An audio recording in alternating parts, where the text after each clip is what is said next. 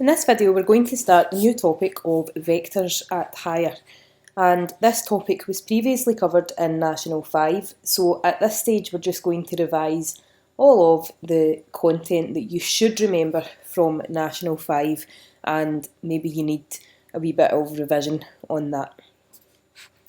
So firstly, just a reminder what a vector actually is. So a vector is a quantity, but it has both magnitude and direction, and because of this we can actually describe vectors as having directional growth. Now we can name vectors in one of the following ways. Okay, we can use the letters at the ends of a directed line segment, so for example AB, and you can see that the arrow on the actual vector itself on the picture is going from A and it's pointing towards B, and that's what the arrow is doing when we write it, so we need to make sure that we have that correct notation as well. We could also use a lowercase letter which is underlined, or sometimes it's in bold if it's tight, so you might see that in whichever textbook you're using. So we can call it the lowercase letter, and in this case that's U as well.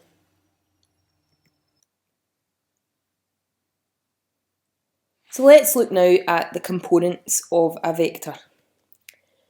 So we can write a vector in component form, and some people might call this the column form, okay, because we are writing it in a column, we write the components vertically. If we have a look at a two-dimensional example, we've got 2, 7, and that means that we're moving 2 units in the x direction and 7 units in the y direction. And that's in the positive direction of both the x and y axes. And it might look something like this. So we've got, wherever we're starting, we're going 2 units in the x direction, 7 units in the y direction, and that's where we're ending. If we look at a three-dimensional example, we've got 2, 7, 3, and that means we're moving 2 units in the x direction, 7 units in the y direction, and 3 units in the z direction. So remember, you've looked at three-dimensional coordinates before in National 5, so you should be aware of the three-dimensional axes. And you can see here that we've got our starting point. I've just said this is the origin just for ease at the moment. We're moving 2 units in the x direction, 7 in the y direction, and 3 in the z direction. We get to our end point there. Let's have a look now at magnitude. Obviously I mentioned earlier that vectors have both direction and magnitude, and magnitude is the length of the vector. Okay. So remember that the magnitude of a two-dimensional vector can be found in a similar way that we would find the distance between 2 points. And we've previously done that using Pythagoras' theorem.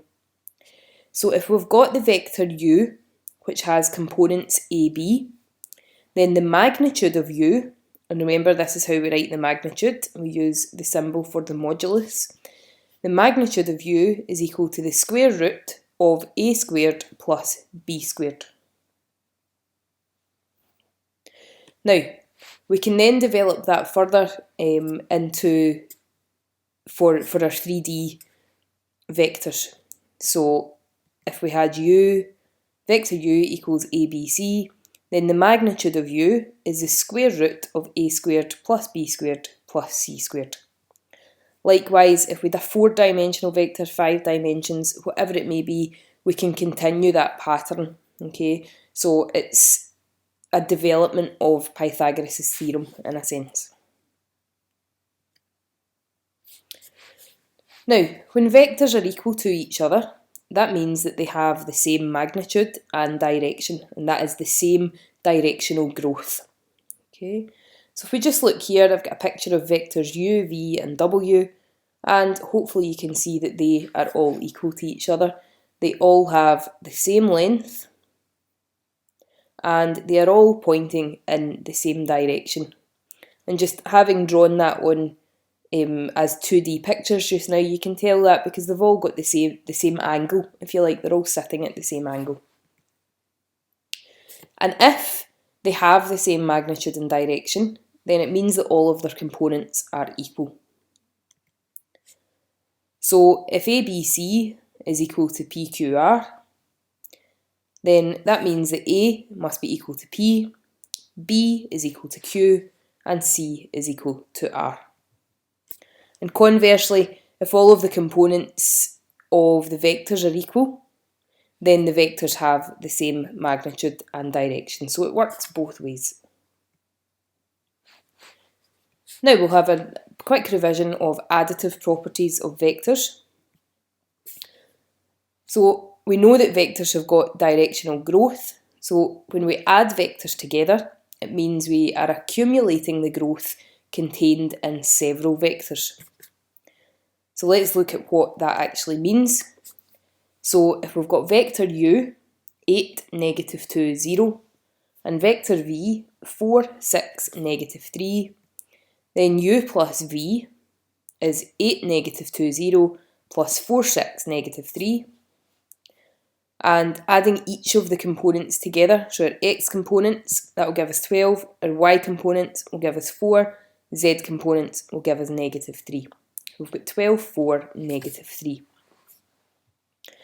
Now, if we were asked to draw a picture of that, which you would have been asked to do at National 5, say we had vectors A and B here. And we were asked to draw A plus B. What that really means is A followed by B. So we put A down, and you can see that A starts down here and finishes up here. And that's where we're going to start vector B. And then we've got the end over here. And the vector A plus B goes from the start of A to the end of B, like so.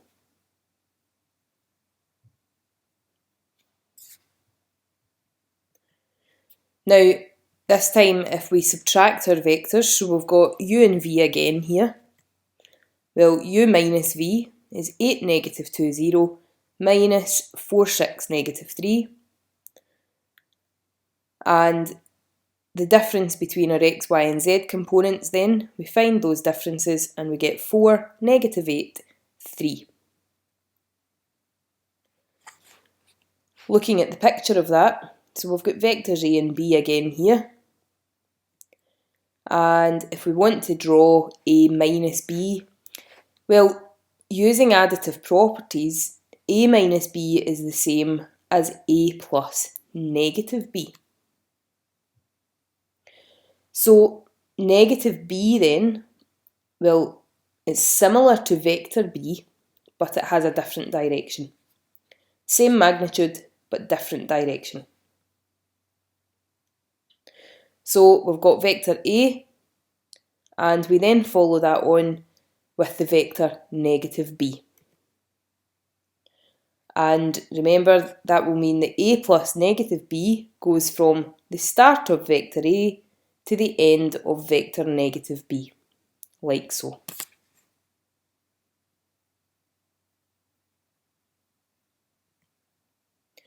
Now, multiplying by a scalar. So since vectors have directional growth, multiplying an existing vector by a scalar, it just means a constant, that means that we are making the existing vector stronger. And we're making it stronger in the same direction as it was already growing. So if we've got vector u, 8, negative 2, 0, and we want to find out 3u, then vector 3u is the same as 3 times 8, negative 2, 0, and that gives us 24, negative 6, 0.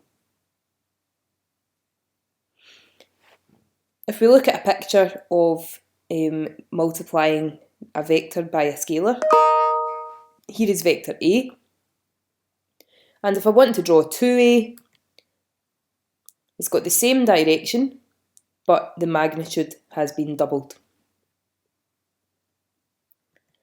Now, if you multiply by a negative, then the direction of the vector will change, and we saw that when we were subtracting vectors in the previous slide. Okay. But here's the vector negative a half a. So you can see that the magnitude has halved and the direction has changed as well. So the vector is now going in the opposite direction. So hopefully that has been a good revision for you, and we'll revise position vectors in the next lesson. So it would be a good idea just now to have a look over all of this and try some revision questions from National 5.